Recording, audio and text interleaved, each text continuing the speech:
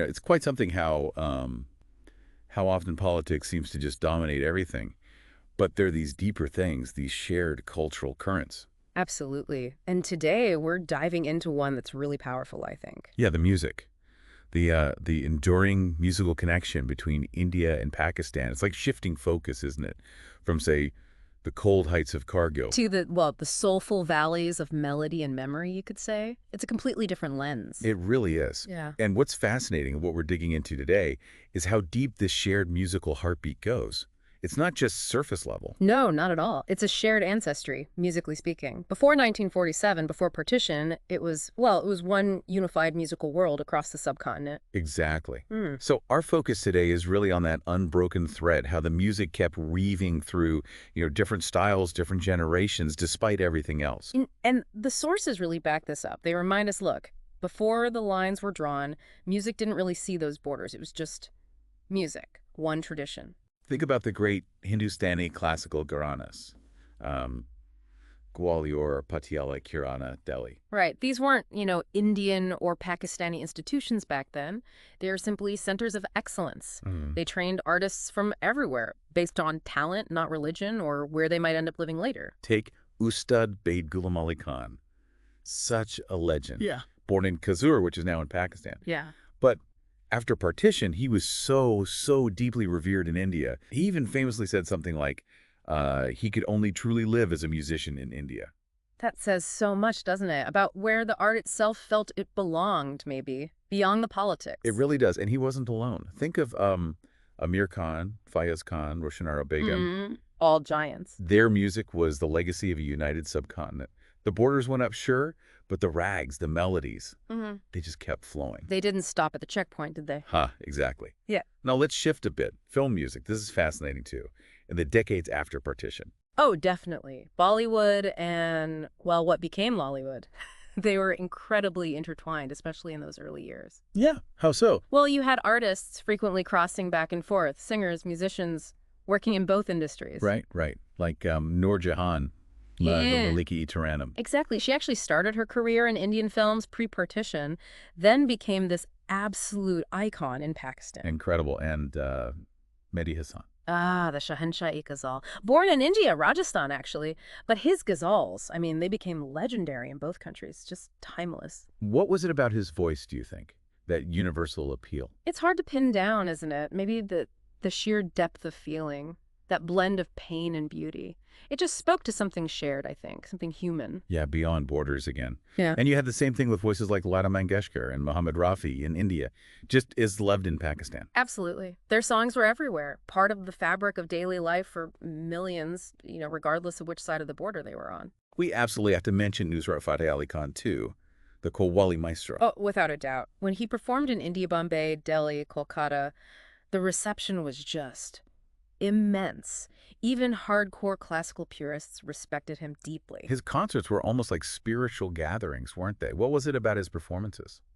I think it was that intensity, that raw spiritual power combined with incredible musical virtuosity. He could just lift an entire room, create this collective experience. It just shows how art can sometimes, bypass all the political noise and connect people directly. And that continued, didn't it? We saw so many Pakistani artists finding huge audiences in India. People like Ghulam Ali, the Ghazal singer. Oh, yeah, huge. Yeah. Abida, Parveen, Shafqat Amanat Ali. And bands, too. Strings, Junoon. They all played to packed venues in India. And it flowed the other way, too. Indian artists like A.R. Rahman, Shreya Ghoshal, massive in Pakistan. Definitely. And those Coke studio collaborations.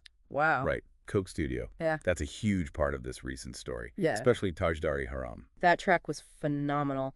Atif Islam and the Sabri brothers' legacy, it just exploded everywhere, across both countries and beyond, really. It's amazing how one song can do that.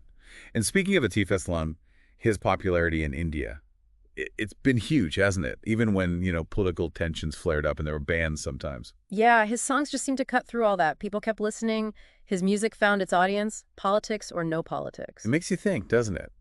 About music acting as a kind of, informal diplomacy, operating on a whole different level than the official channels. That's a good way to put it, which kind of leads us perfectly into Coke Studio Pakistan itself. Yes. Because that really felt like a game changer, didn't it? Redefining South Asian music, maybe? I think so. That blend, fusing classical roots with contemporary sounds, Sufi with rock, it was incredibly fresh. And those iconic tracks. Yeah. You mentioned Tajdar Haram, but also like Afreen, Afreen. Oh, Freen Afreen with Rahat Fateh Ali Khan and Momina Mustasan. Massive. And Tara Wopyar. Beautiful song. Alif Allah Shambi Di Booty, too. Yeah. Arif Lohar and Misha Shafi. Just brilliant energy. These tracks became anthems, really, way beyond Pakistan. Why do you think that platform resonated so much?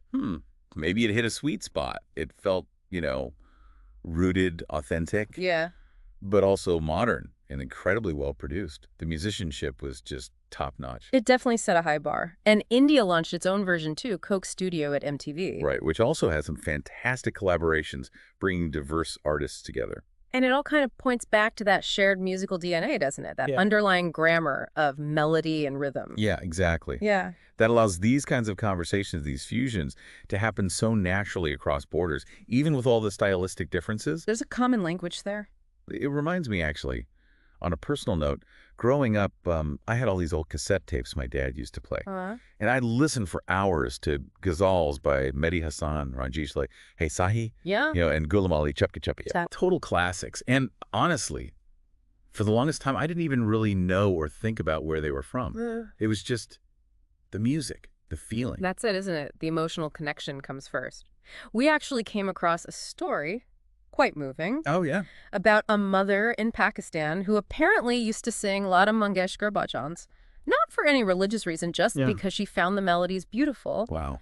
And the story goes, she heard I Mir Watan Ke Logan, Lata Ji's famous patriotic song, and was moved to tears by it, despite, never having been to India. That just, it shows how music connects on this really fundamental emotional level, completely separate from political identities. It really does.